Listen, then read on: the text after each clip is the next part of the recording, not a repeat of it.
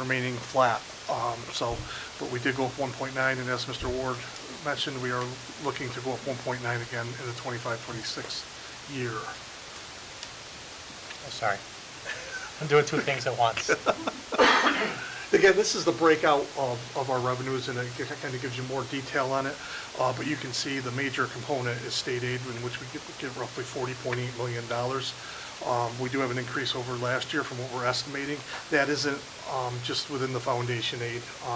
It also, we have many expense-driven aids that each year as we spend more money, obviously we get more aid the following year, so that helps drive those up. The property tax levy, again, shows a 1.9% increase in it. We are starting to see higher interest earnings now that we are in an ICS account through the banks, and so we are able to account for a little bit more there. And you'll see appropriated fund balance is increasing by $300,000. What we're doing with the reason for the appropriated fund balance increasing is one of the other expenditures that we're seeing a large increase in is private placements in special education. And we have several kids on waiting lists at this point in time in private placements, and we're accounting for it if they get into a placement next year. We are going to use some fund balance to offset that, and the reason we're doing that is the following year we'll get 90% aid back on the cost of those placements. So basically it'll cover moving forward, rolling forward, the revenue will match or come close to matching the expense. So that's why we're using the fund balance, because it could be a one-time hit this year, in this upcoming year, if we are able to get those placements and find placements for those students. So everything else has remained pretty much the same as we've gone through, and the revenue budget is $57,299,699. Here's the 13-year history on the tax cap, going back to 13-14. As you can see, the district has never gone above 2% over the last 13 years. It's been anywhere from 1.5 to 1.9, along with those 3 years that were zeros. So for 25-26, we're looking at 1.9. The calculated tax cap for us this year is 4.83%. That would be the max that we could have gone to without getting a supermajority vote. And again, here's a pie chart just showing you 3 basic areas of revenue. New York State aid, which makes up 71%. Local taxes are 23%. Again, it's 94% of the total. And then fund balance and the others account for a little bit less than 6%. And also this chart just shows the same thing. It shows the 3 main components that were just on the pie chart there. The $40.8 million in state aid, $13.1 million in the tax levy, and then $3.3 million in the miscellaneous and others. When we do the expenditure plan, when we start back in January putting together the expenditure plan, we split it out into 4 areas, which is general support, instruction, transportation, and employee benefits and debt. This is a good way for us to take a look at all the different programs, separate out these areas, because these are the largest areas that we have within the budgets, and then we can lay them out and kind of see the different areas on where we're seeing increase in costs. From this point, what we do in order to go out to the public, we have to convert this to a 3-part budget, which you'll see in 2 slides. This one actually breaks out the percentages of the 4-part budget and what they're composed of. And as you can see, the majority, it's roughly 86% of our expenditures are employee benefits and instruction, which is the main purpose for the budget, is the instruction piece. And then we have a small percentage of that is transportation, and then general support, which is basically supervision. And it also has the buildings and grounds in it. You can see that's a little bit less than 10% of our budget. This is the three-part budget that we have to convert to for our budget newsletter and for our presentation. And basically, the four-part budget is broken down to three. It takes the benefits and slides them into the different areas. So you can see it's administrative, program, and capital. Administrative is oversight. It's the Board of Education, Central Administration, Finance, all the principals, the secretaries in the offices, our non-instructional supervision, all come through here. And then at the bottom line, you can see that we have to break out the benefits for each one of those individuals that are all in this category here. So you saw we're looking at roughly a 4% increase, a little bit more than 4% in that category from the base year. The program, this is the big piece of it. Obviously, it's $43.3 million of our $57 million budget. This is the instruction from soup to nuts. From the time that we bring the kids, we have the district transportation, all the education processes that take place, all the teachers, all the aides, the assistants, everybody that basically is in front of a kid or around the kid or falls into this category. And then we also have the benefits that are associated with all of these categories in there, all these individuals in there too. Then the capital piece, this is our buildings and grounds and basically our bonds and transfers. Let me just back up one step. The program's going up roughly 4% also in that category. The capital component is actually the one percentage-wise that's going up roughly over 10%. And part of that is you'll see that under debt service and transfer, we have some bonds coming on this year, which we're also getting aid for. That's one of the reasons why you saw the increase in state aid a few slides back. But that accounts for roughly almost 700,000 of that 875,000 in that category. So that's why you're seeing that larger increase down in this category. But you can see this is our plan operation and then all the benefits that are associated with the employees there. So the major increases that we're looking at across the board is the new ELA program. We also have the placements, the private placements in both of those categories are roughly a $500,000 increase each. We have all of our contractual obligations, all the contracts that we settled 2 years ago. Those salary increases are part of it. And then also we have the increase in debt service, and that really accounts for the majority of the increase in the budget just in those four categories. Take up a huge chunk of that. Really, as Dan noted earlier, we were able to keep the programs that we have and moving forward, and there really wasn't a lot of add-on because of the budget that we're expecting and the state aid revenue coming from the state this year. And just recap some things that Dan said. For transportation purposes, we're looking at 4 66-passenger buses and 1 30-passenger bus. It will be fossil fuels that we're looking for a total cost not to exceed $760,000. The cost of all that is built into the budget. We do not levy a separate levy for school buses. It's all built into the budget already. So when you see that 1.9% increase on the levy, that's what it's going to be. When you look at electric buses, that would get you about 1.5 right now at the going rate, just so people are aware. Electric buses are running anywhere between $450,000 and $500,000. Yes, there's rebates. Yes, there's all kinds of things for the state, but right now that's where those buses are. And I think that this puts us in a very good spot moving forward as we see how legislation shakes out and when you actually are going to be fully required to. Right now it's in 26, 27. We're going to be required to buy gasoline bus or electric buses, and it also will give you time to get the infrastructure figured out that you're going to have, because there's a lot of questions on the infrastructure and exactly how you can even house these and where they have to be, the locations, how far apart they have to be. And it's also going to give you another year or two of technology to get ahead when it comes to these charging stations, these batteries, these different things that are coming. So that's one of the reasons why we kind of wanted to up it. And then if everything stays in place that's in place right now, then we won't have to go out. Generally, we replace between 3 and 4 school buses a year. And as you look at those figures, those are big numbers. So it'll allow us to kind of be able to maybe get one and move forward in the future. and then get on a replacement plan moving forward. Voter propositions for this year. Proposition 1 is going to be the spending plan, which is $57,299,699.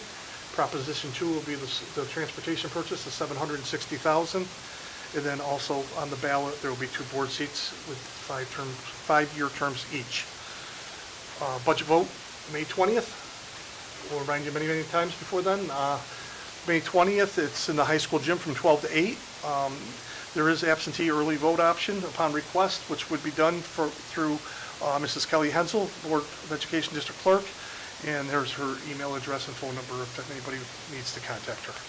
She turns that around really quick for everybody. Yep. And then the only other slide I have, Dan, is questions. Yep.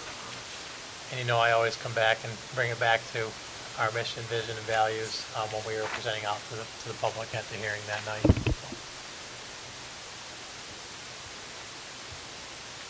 Anybody have any questions? So we do have a few things to get resolutions on. Just need a motion first for the February 25 Treasurers Report. Do we have a motion? Mike, seconded by Amanda. All in favor? Opposed? That carries. Be it resolved, the Board of Education of the Hudson Falls Central School District approves the budget transfer in the amount of $29,501.96. Do we have a motion? Crystal, seconded by Megan. All in favor? Opposed? That carries. Be it resolved, the Board of Education of the Hudson Falls Central School District approves the 25-26 budget plan and proposition as presented. Do we have a motion? Vince, seconded by Mike. All in favor? Opposed? That carries. Okay. Is that the serial bond Yep. resolution? Yep. Okay. Be it resolved, we just need a motion on the approval to attach a serial bond resolution and legal notices for the bus purchases. Do we have a motion? Vince, seconded by Crystal. Now All in favor? I'll just, It's a roll call. it's a roll call. Okay. We'll just say that's so that Kevin can do the paperwork for the borrowing on the buses that were approved last year, because it's getting close to time for them to actually show up here. Did I get that right? Say that again? It's for the buses that were approved last year's Yep. vote. Yep. Because they're getting ready to show up and we have to borrow the money. Right. Yep, and it's the basic, we do these each year. It's the serial bond for not to exceed $445,000. And these do require a roll call vote, and it's also for the legal notice that has to go out for the legal notice before we borrow. So I'll do the roll call. Mrs. Borline? Mr. Canini? Yes. Mr. Fitzgerald? Mr. Gollin? Yes. Mrs. Grimaldi? Mr. Keenan? Mrs. Landsman? Dr. Steele? That should be it. Okay. Perfect, thank you. Okay. That concludes audit. That moves us to transportation. Dr. Steele. So we had 2 DOT inspection dates this month, the 6th and the 20th of March. We had 5 and 6 buses respectively get presented, and all 11 passed. That brings our percentage for the year to 100%, so, which is quite an accomplishment. I'm going to read a little paragraph here that Mr. Cooper wrote, just so that our department's acknowledged properly. I'd like to take a minute to acknowledge all mechanics and mechanics helpers for achieving such an amazing goal. The current statewide average is 95%. A lot goes into accomplishing such a task with many people, that include many people that we do not see. Congratulations to everyone that had a part in achieving this milestone. I can say I've been on the board maybe 10 or 12 years. I've never seen 100% before, so it's quite a task, especially when a lot of our workers were doing more than one job at a time this year. So great job, hats off to the Transportation Department. We had 22 field trips this month. You can see the details of those 22 trips. We've been talking about some Getting some additional workers trained and passed. We did have one of the monitors that have been training take their DOT road test and pass. So he's been given a permanent position and added to the DMD roster. We had a driver out with a health concern last month. It looks like that person is improving and may return to the workforce soon. We've been talking about the lift in Bay 4. That is now up and running and functioning. It's been inspected and certified, ready to go. And as always, you can see the fuel prices on the bottom, top of the second page. Oh, and we've apparently decided to pull the trigger and go forward on the GPS system we've been talking about with the school buses too. I guess that'll be implemented hopefully for next year. Any questions for Brian? Okay, that concludes transportation and moves us to buildings and grounds. Mrs. Berman. So we had some news this month. The Phase 2 submission bids came back. I was not present at that meeting, but they came back a little over 700,000 higher than anticipated. It was the phase 1. Oh, Phase 1. I'm Yep. looking at Phase 2. Yes, Phase 1, sorry. So they came back higher than anticipated because of market volatility right now out there. So at this point, we're just going to bundle that in with the next phase, submit it all together, which hopefully would give us a preferential rate anyway, because it's a bigger project at that point. So we're going to hope that in the end, that'll end up being beneficial to the project as a whole. Phase 3 submission, I've got my phases backwards here. It's Phase 2 that we're submitting now. No, or Let me jump in just because I have some new information on phase 2.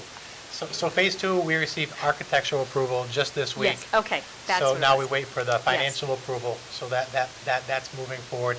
And phase 3, because we're now taking some of the stuff from phase 1 and putting it in phase 3, Steve asked for a couple of extra weeks because we had said the end of March. He Yep. asked for the middle of April, which we're there, so I'm expecting to hear that he submitted that as well. We're combining and shifting phases, leading to the confusion, but anyways, it's all in progress and it's good, it's moving forward. The energy performance contract is substantially complete. For in-house work, there was some Little League maintenance, Little League field maintenance, because the district actually owns the grounds that facility is located on, so we have some responsibility there. Painting is complete across the district. There was a little bit of tree removal work ongoing, and just basic maintenance, spring tune-ups and getting the grounds ready to go for another year. So that was all I had. I'm just going to put out there again, if you haven't heard, that the RAM clinic's coming Friday, Saturday, Sunday, the remote area medical clinic. Brett's been helpful in getting maybe it's helpful, maybe it's not, in getting my face out there with the video, but we also sent the newsletter out via Parent Square. I'm going to share it tomorrow at the superintendent's meeting with my colleagues, because it's an opportunity for people to come here and get free dental, vision, and medical care. No IDs, no questions asked. So RAM wants to thank the school district and the board for allowing them to use our site. The site worked out very well for them last year.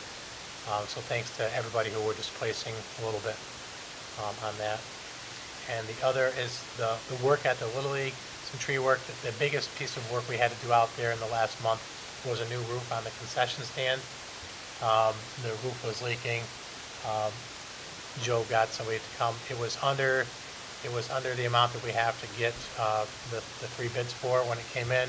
So we moved forward with that work right away, right out of general fund budget. Nothing special, no special approval there, but $12,900. I don't have it memorized, but somewhere around just under $13,000 to do the work, and they were in and out, and I think they were in and out in 4 days, just before all the rain started happening. So, and now Joe's guys will be cleaning up the inside and painting a little bit for them. We do have 2 resolutions. Be it resolved, the Board of Education of the Hudson Falls Central School District approves the roofing contract with A. Farrell and Son Incorporated in the amount of $263,852. Do we have a motion? Again, seconded by Crystal. All in favor? Opposed? That carries. And the last one, be it resolved, the Board of Education of the Hudson Falls Central School District rejects all other Phase 1 bids for general construction, mechanical construction, and electrical construction due to receipt of unfavorable bid package results. Do we have a motion? Amanda, seconded by Crystal. All in favor? Opposed? That carries. Okay. That concludes buildings and grounds. Policy, we didn't have a policy, did we? There is stuff. There is stuff? Yeah. So, before I go over what's in the packet here, we did get our audit back from Erie One BOCES. There are 19 policies that are going to be reviewed. 3 of them are just small tweaks. 6 or 7 are connected to the business office. So, at the meeting next month, we will have first reads on the other 9 or 10 that are left, and then the remaining we'll go over in June. So there's that for first read stuff. And then we have 3 second reads, I believe, for approval, right? Yes. In the packet here. So one of them is policy 7241 on the student directory information. We're just having this policy match our handbook. Policy 5676, privacy and security for student data and teacher principal data. Just a little change, switching the data protection officer from secondary assistant principal to the assistant superintendent for education and accountability. And then the last one is policy 7240, student records, access and challenge. We are literally changing the word "and" to the word "or." And that's it. Does anybody have any questions for me? I just got a quick question on the 5676. Is that just something that's already taken place and we're matching procedure that's already in place? Yeah, so we had appointed Mr. DiCaprio as our DPO, and our policy said assistant principal as opposed to assistant superintendent, so that was something we caught on review. I just need a motion to approve the second reads on policy 7241, policy 5676, and policy 7240. Do we have a motion? Mike, seconded by Vince. All in favor? Opposed? That carries. Okay. Then we'll just do advocacy. We did not have a meeting tonight. We did, didn't we, Ryan? I get lost in that. Yeah, I thought, Okay, good enough. yeah. So we did attend, Heidi and Mr. McTagg and me and, was there somebody else? Was that it? And Amanda, sorry. Was there. We did go to the ASP meeting. They did present on their thoughts on the governor's budget. There was a lot of good questions asked. The one piece of note I would say is that for certain, the folks that were presenting that night were aware that Hudson Falls was in the room because they addressed some of the very concerns that they were sure that I was going to bring up in a nice way, because I'm not that person who comes into a group of people and then tries to cause problems. Since then, I have reached out to Assemblywoman Warner and reminded her of the meeting that Crystal and Mary Kay and Kevin and I had with her back on January 31st, where we talked about the foundation aid shortcomings that have happened over the last 15 years for Hudson Falls, totaling about $84 million, which you guys are probably sick of hearing about. But I reminded her that we had that conversation, and anything that she could do for us as the budget negotiations wrap up would be highly appreciated by the board members here and the school district as a whole. So we just continue having the conversations. I also spoke with the Wish We Advocacy Committee leadership, and I gave them the offer for me to explain to them what I was talking about when I referenced all these spreadsheets, because only a few people had asked me about it. We spent about an hour on a Google Meet talking about it, me sharing some spreadsheets with them. So that's something we're going to talk about in advocacy priorities for next year, not Hudson Falls specifically, but certain things that we could advocate for as a region that would impact some of the things that created the shortfall for Hudson Falls over that 15 years. As I said before, nobody's bringing us an $85 million check. So that was never my intention, just to get the word out so we can be part of the conversation because of the pretty huge effect that that's had on this school district. So that's what I have.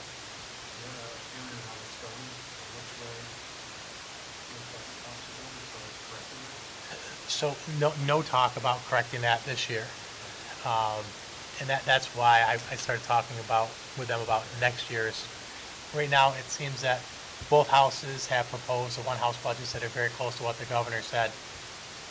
They're not really, in my opinion, entertaining conversations about other things. They're there, that's how much money there is, that's what it's gonna be. Right now, there's some ancillary bills that I shared with the principals at our Monday meeting, that are holding negotiations up, I think, and they're not highly related to education. I can't put them in my head right now, but it's interesting to see how this plays out, where you have all these pop-up bills where people want that as part of the budget, and it may be holding up. Education's not holding up the budget right now, it's other things, based on everything that we're being told anyways, Dr. Steele. So, we're hoping for a budget in the next couple of weeks. It'll be nice. Okay, do you? We're gonna go back up, we gotta go back up to Personnel. personnel. Okay. Yep, sorry about that. That's okay. So, personnel, there's some routine items, but there's a couple of items to note. One is that you'll see a long list of folks who are receiving tenure this evening. We want to congratulate them. As you recall, 2 years ago, we changed how we recognize our tenured folks. We invited them into the board meetings. It was tough for folks to get here because they have children, they have other things going on, and we have them here working for us several nights a week anyways. So we started doing that at the beginning of the school year on opening days, when we know we have a captive audience, and some people even get caricatures put up of them. Like, I think that Mike was a victim of that last year, and so was Jim Murray. So I get a chance to recognize them in front of everybody in the whole school who's there on the opening days. But I do want to recognize all of them. What you'll see in that agenda is there's a bunch that will receive tenure effective September 1, and then there's some others that have differing dates. The reason for the differing dates is because they had differing start dates. So it gets everybody to the correct number of years. But you can approve all of those as one because it's based on the dates that are listed in the list of names there. The other is some specific folks. I'm not doing them in the right order here. So, as you're aware, we had a search process, and we came up with 2 fantastic internal candidates for our assistant principals here at the high school. One is sitting in front of you tonight. The other one is not able to be here tonight, and we don't ask people to be here.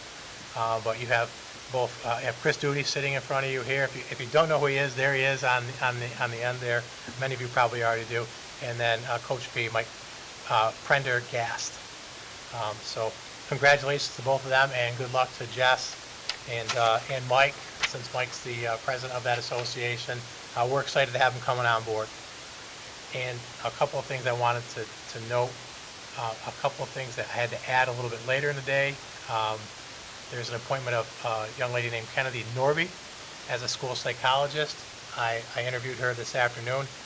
As you know, it's difficult to find people in certain areas, so she's on there to be appointed, but she has been through the process of being interviewed, has been recommended to me. I have interviewed her myself, and also want to let you know that Emily Fisher, that was added today, she's going to be a world languages teacher at the middle school next year, taking over for Doreen, who's retiring after 147 years or something like that over there. Many, many years.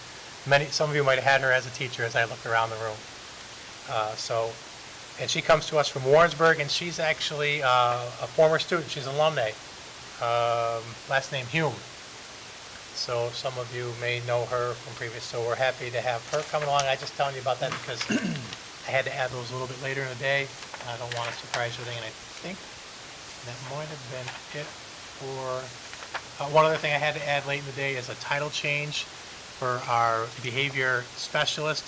Civil Service of Washington County changed over a little bit up there, their leadership, and so they've been going through all of our stuff. So we had our behavior specialist needs to have the title reclassified to behavior analyst. We worked with the Teachers Association, because that's where this individual sits, all the proper precautions to take to make sure that this person doesn't lose anything. They're a longtime employee here. They're not going to lose anything. They're just going to have a different title. And they actually had to change from TRS to ERS, but that process was started a few months ago. So we're towards the end of what Washington County is required of us for civil service purposes. So that's in there as well. And that's That's what I have, unless there's questions about anything that's in there. So by consent, the original portion of, or the normal agenda is approved. We just need the approval for tenure, but I think I'm just gonna read the names out just because. Yeah, good enough. Yeah, that's a great way to recognize them. Yes. So, be it resolved, the Board of Education of the Hudson Falls Central School District approves tenure for the following employees effective September 1st of 2025. And you may have to help me with a couple of names. For the high school, Kristen Gordon, school social worker, congratulations. Andrew Companion, social studies, congratulations. Middle school, Johanna. Ford Reese for special ed. Jana Price for assistant. Shannon Gillis, congratulations for science. Jennifer Bowen for reading. Intermediate school, kindergarten center, Rosalind Zabriskie for reading. Jenna Lee Lukix. I nailed it. Perfect. Emily Hammond, assistant. Jillian Veach, special ed for primary school. Josh Ross DeSori for assistant. Jennifer Bureau, elementary. So we just need a motion to approve the September 1 tenure appointments. Crystal, seconded by Mike. All in favor? I do abstain to Jennifer Gowan. And for the other, there are several resolutions. I'm just going to read their names, then we'll go through a general approval for those tenures. But Nikita Valentine for special education, Krista Matrosino for assistant, Ashley Herbst for school psychologist, Stephanie Hayes for elementary, Jacob Nito for assistant, Caroline Higgs for music, Ryan Carpenter for director of athletics, PE, health and wellness, Chris Duty for physical education, Patrick Malone for special ed, and Gwyneth Gowan for teaching assistant. They all have various dates, as you see on there. I just need a motion to approve the tenure appointments for those individuals. Mike, seconded by Amanda. All in favor? I do abstain to Gwyneth Gowan. That carries. Opposed? That carries.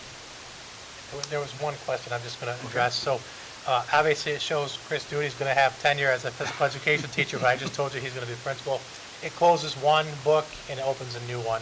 They're instantly untenured again when they take a new role on. And something for the whole board to know is that administrators do not normally get reduced probationary period. So 4 years is correct for both Chris and Mike's situations. Anybody have any questions? Okay. That takes care of our committee agenda. That moves us to superintendent's report. You guys are getting here from me a lot tonight. God bless you. So this part is actually, I think it's brief.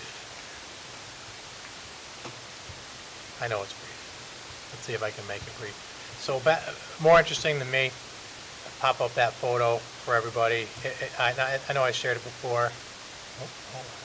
Our Battle of the Books, what grade is that, Mike? 4th grade Battle of the Books team came in first place over there. Worth showing that. So congratulations to them. It's a fantastic picture of them. Just wanted to make sure I put that out in front of the board and the public. Anybody who was here to see that tonight or is watching from home. Going back, we already talked about the Board of Education seats. The one piece I'll add that's in here is that the petitions are due to the district clerk by April 21st at 5 p.m. And I already mentioned the 3 petitions we've received to date. The BOCES election and budget vote is next Tuesday, April 22nd at 6 p.m. in the superintendent's office. I know Kelly already sent that out to all of you, and that was the date that we could get a quorum here. That's usually a 5-minute meeting. You're voting on 2 things. You're voting on, and I have it linked in here, you're voting on the BOCES budget, which you can see at the bottom of the newsletter that's linked there, and you're voting on the board members. What's different is that there are 6 seats this year. I know that's small. Let's see if I can do a little better. There are 6 seats and 7 people. So Heidi and I will have a conversation and make a recommendation to you, but she and I both attended the annual meeting last week and heard from each of the board members who chose to talk about their candidacy. So we'll have that for you on the 22nd. We'll do that one right down in my office. So come in at the far end of the building. We will not be broadcasting that meeting because again, it's usually 5 to 10 minutes, let's say. Sorry, the week after break. Yep, sorry, the 22nd. I've already erased next week from my mind. But I would say that Lynn King, the president of the BOCES board, asked that we make sure everybody had access to that newsletter. If you get a chance just to click on it and see what they've got going on.